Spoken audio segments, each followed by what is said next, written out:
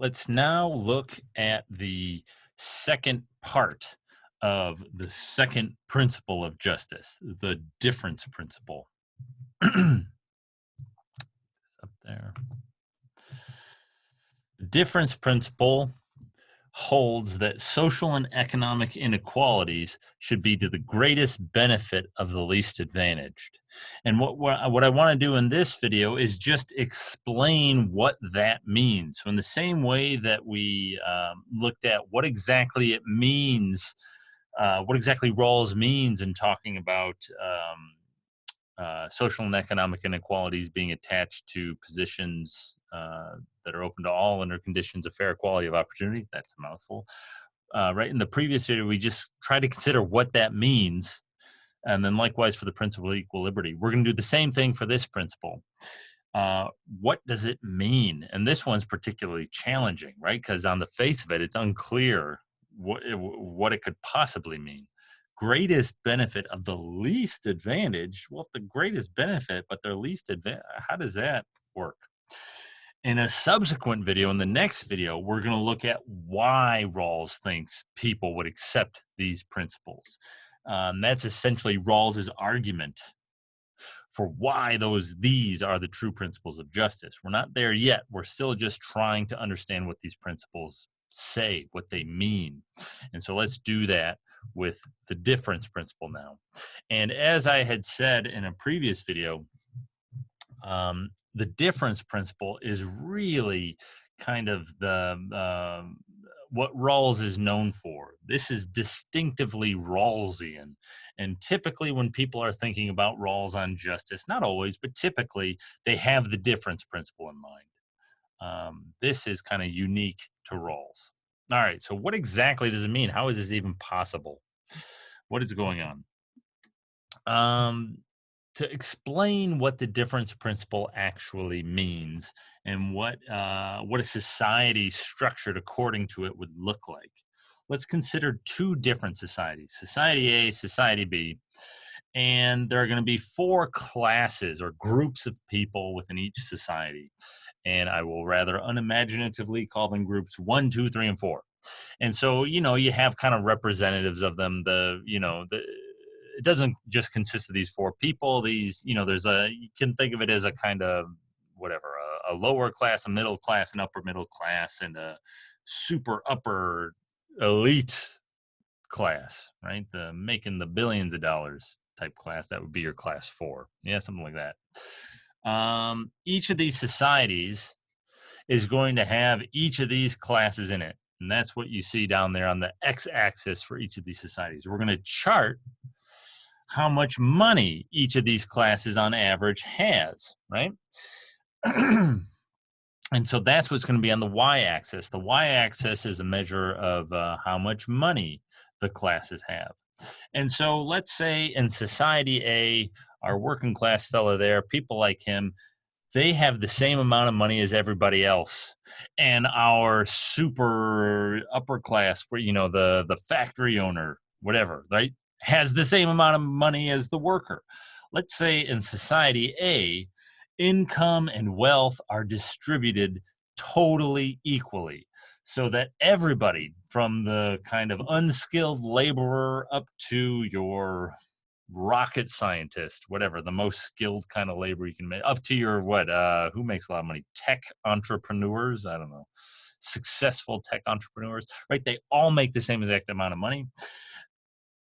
Another way to think about that in Rawlsian terms, we're imagining in Society A, right? They have a basic structure of society. They have major social institutions that result in a distribution like that. So perhaps, who knows exactly how that works, but perhaps it could be something like in Society A, they don't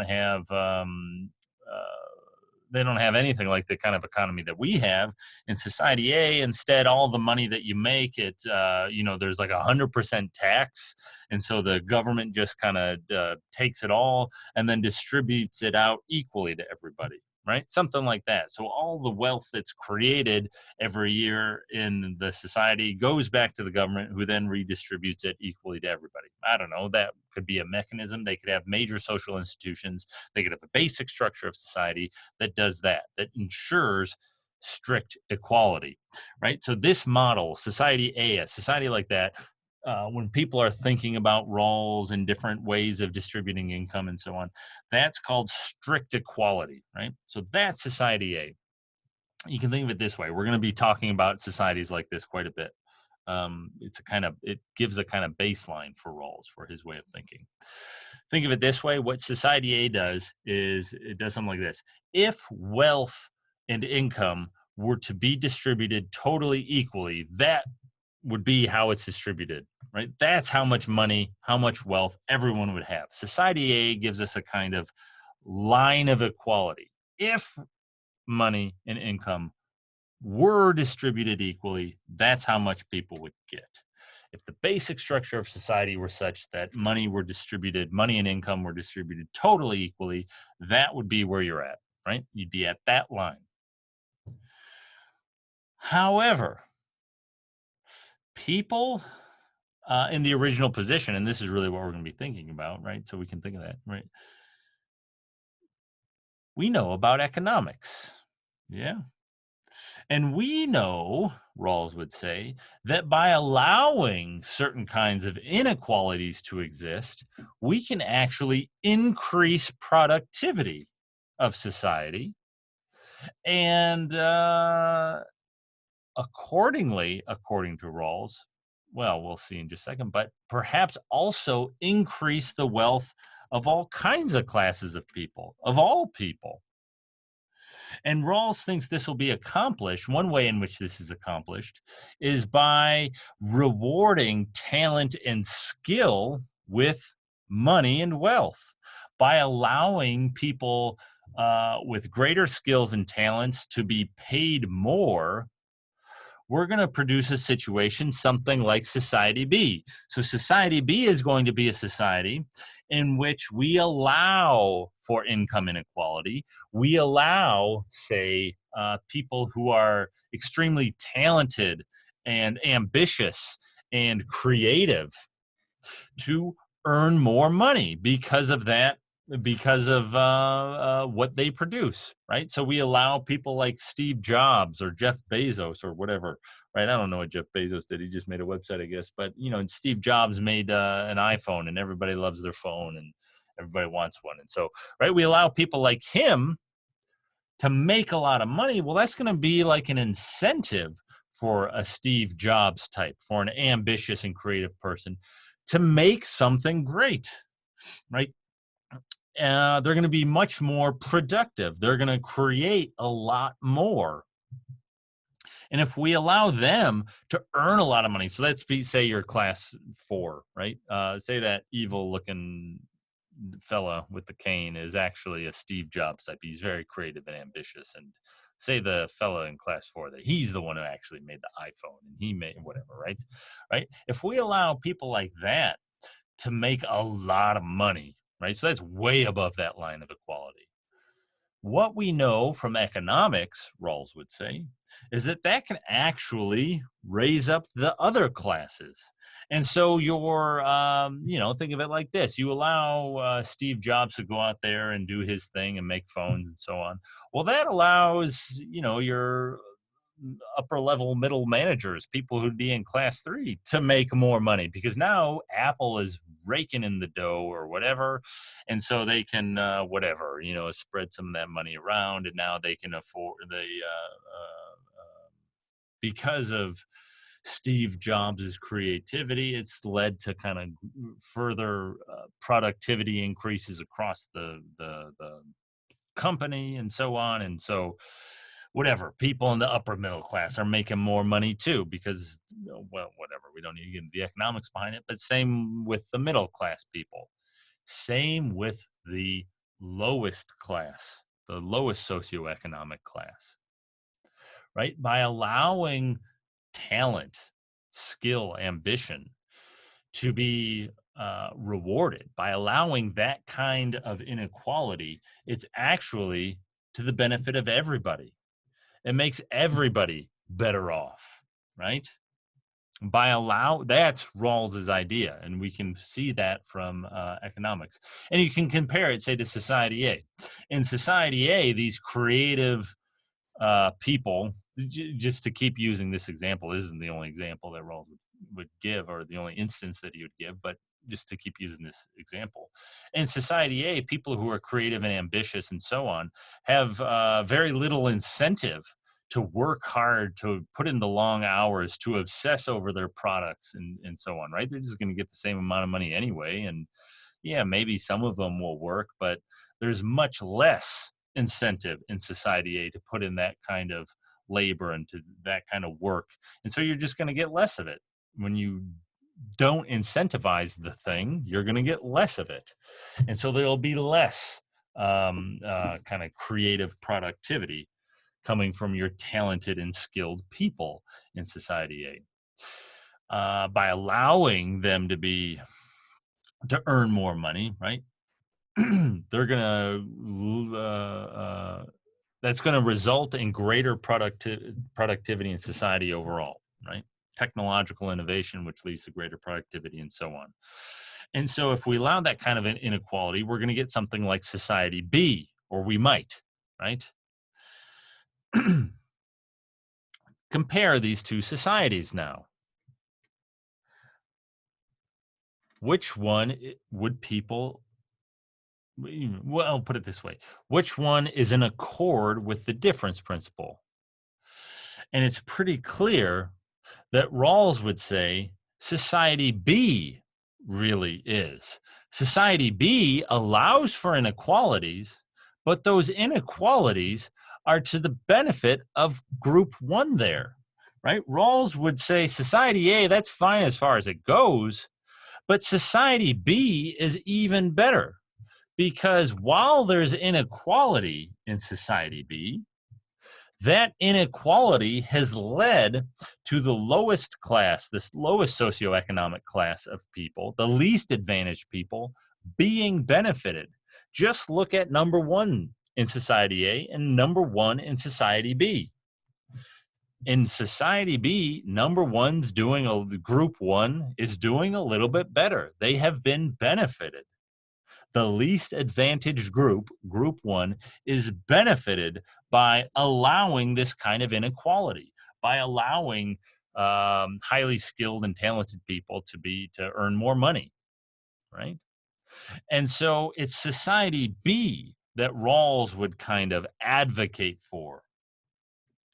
Society A gives us a good kind of benchmark, but if Society B is an option, well, we should go with Society B, because the least advantaged group is benefited by it. That's what the difference principle says. The difference principle says we should go with Society B, right? If there's an inequality, it should be to the greatest benefit. It should be to the benefit of the least advantaged. And if it is, well, then it's in accord with justice to allow that inequality. And indeed, we'll see this later, Rawls, I think, would want to say that if you had to choose between these two societies, justice would require you to choose Society B. Although there's going to be a lot of considerations that enter into that we won't really be able to get into. But we'll get there next video. We'll start talking about it next video. Let's just compare a couple more of these graphs, right? So there's your strict equality.